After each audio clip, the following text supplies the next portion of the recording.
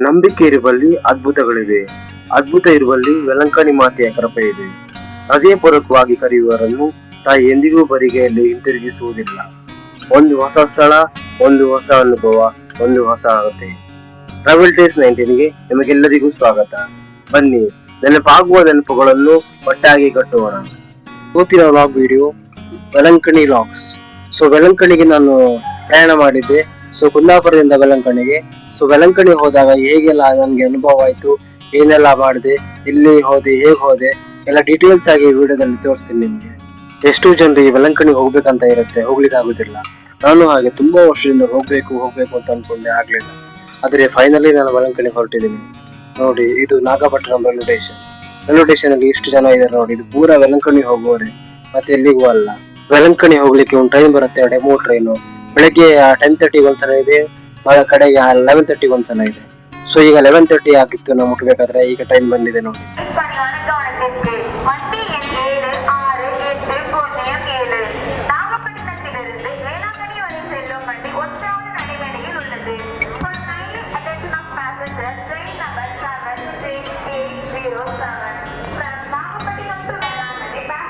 ಈ ಟ್ರೈನ್ ಖಾಲಿ ವೆಲಂಕಣಿ ಹೋಗ್ಲಿಕ್ಕೆ ಮಾತ್ರ. ಬೆಳಿಗ್ಗೆ 2 ಸಲ ಬರುತ್ತೆ, ಸಂಜೆ ಒಂದ್ಸಲ ಬರುತ್ತೆ. ಸೊ ನಾನೀಗ ವೆಲಂಕಣಿಯಲ್ಲಿ ಇಳಿತಾ ಇದ್ದೀನಿ. ಸೊ ಇಳಿದ್ಮೇಲೆ ಅಲ್ಲಿ ಮೇಡಮ್ ಅವರು ಸಿಕ್ಕಿದ್ರು, ಪೊಲೀಸ್. ಅವರು ಬ್ರೀಫ್ ಆಗಿ ನಮ್ಗೆ ಹೇಳಿದ್ರು, ಇಲ್ಲಿ ಹೇಗೆ ಇರಬೇಕು, ಜಾಗ್ರತೆ ಮಾಡಿ, ನಿಮ್ಮ ಐಟಮ್ಗಳು, ನಿಮ್ಮ ಚಿನ್ನಾಭರಣ, ಮೊಬೈಲು, ನಿಮ್ದು ಏನೇ ಬೆಲೆ ಬಾಳುವ ವಸ್ತುಗಳಿದ್ರೆ ಅದನ್ನ ನೀವು ಜಾಗ್ರತೆ ಮಾಡಿ ಇಟ್ಕೋಬೇಕಂತ. ಆದ್ರೆ ನಮ್ಗೆ ಅವ್ರ ಭಾಷೆ ಅರ್ಥ ಆಗ್ಲಿಲ್ಲ, ಆದ್ರೆ ಅವ್ರ ಆಕ್ಷನ್ ಅಲ್ಲಿ ನಮ್ಗೆ ಅರ್ಥ ಆಯ್ತು ಹೀಗಂತ ಹೇಳಿದ್ರಂತೆ. ನೀವು ನೋಡಿ.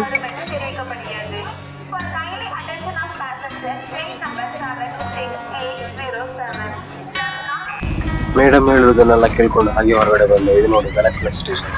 ಸೊ ಇಲ್ಲಿಂದ ನಾನು ಬೈ ವಾಕ್ ಆಗಿ ಹೋದೆ ವೆಲಂಕಣಿಗೆ. ಯಾಕಂತ ಹೇಳಿದ್ರೆ ಬ್ರೇಕ್ಫಾಸ್ಟ್ ಮಾಡಿರಲಿಲ್ಲ ಬೆಳಿಗ್ಗೆ. ಸೊ ಹಾಗೆ ಬ್ರೇಕ್ಫಾಸ್ಟ್ ಮಾಡ್ಕೊಂಡು ಹೋಗುವ ಅಂತ ಹೇಳಿ ಆಲ್ ದಿ ವೇ ಬ್ರೇಕ್ಫಾಸ್ಟ್ ಮಾಡಿಕೊಂಡು ಹಾಗೆ ಮುಂದ್ಗಡೆ ಹೋದೆ. ಸೊ ಫೈನಲಿ ನಾನು ಹೋಗ್ಬೇಕಾಗಿದ್ದ ಪ್ಲೇಸಿಗೆ ರೀಚ್ ಆದೆ. ವೆಲಂಕಣಿ ಮಾತೆಯ ದರ್ಶನ ಪಡೀಲಿಕ್ಕೆ ವೆಲಂಕಣಿಗೆ ನಾನು ಬಂದೆ. ಸೊ ಫೈನಲಿ ವೆಲಂಕಣಿಯಲ್ಲಿದ್ದೀನಿ ನಾನು.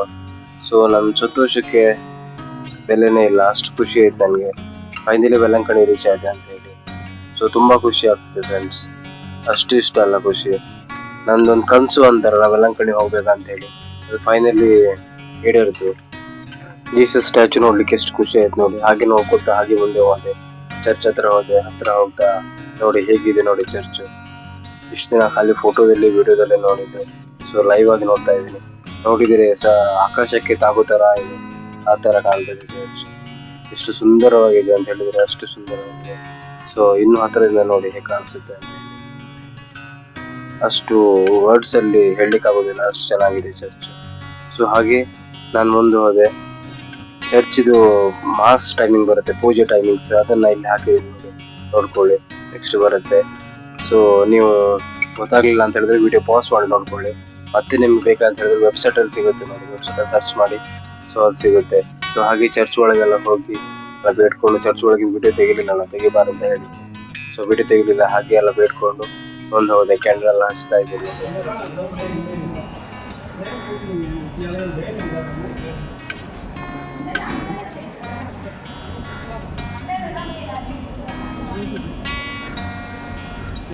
ಹಾಗೆ ಕ್ಯಾಂಡಲ್ ಹಚ್ಕೊಂಡು ಮುಂದ್ಗಡೆ ಬಂದು ನೋಡಿ ಚರ್ಚ್ ಎದುರುಗಡೆ ಭಾಗ.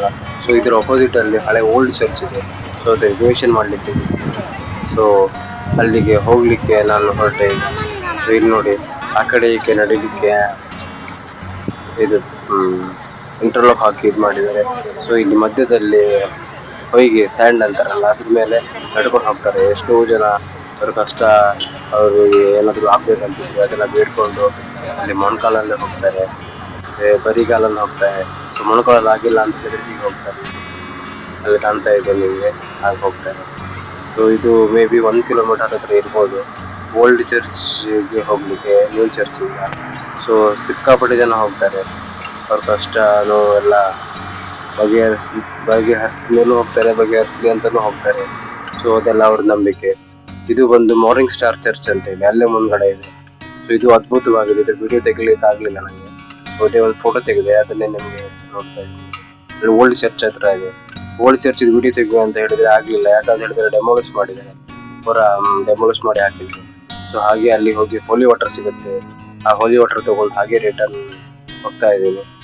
ಸೊ ಹಾಗೆ ಎಲ್ಲ ಮುಗಿಸ್ಕೊಂಡು ನಾನು ಊರಿಗೆ ಹೋಗುವಂತ ರಿಟರ್ನ್ ಹೋಗ್ಬೇಕಂತ ಅನ್ಕೊಂಡೆ.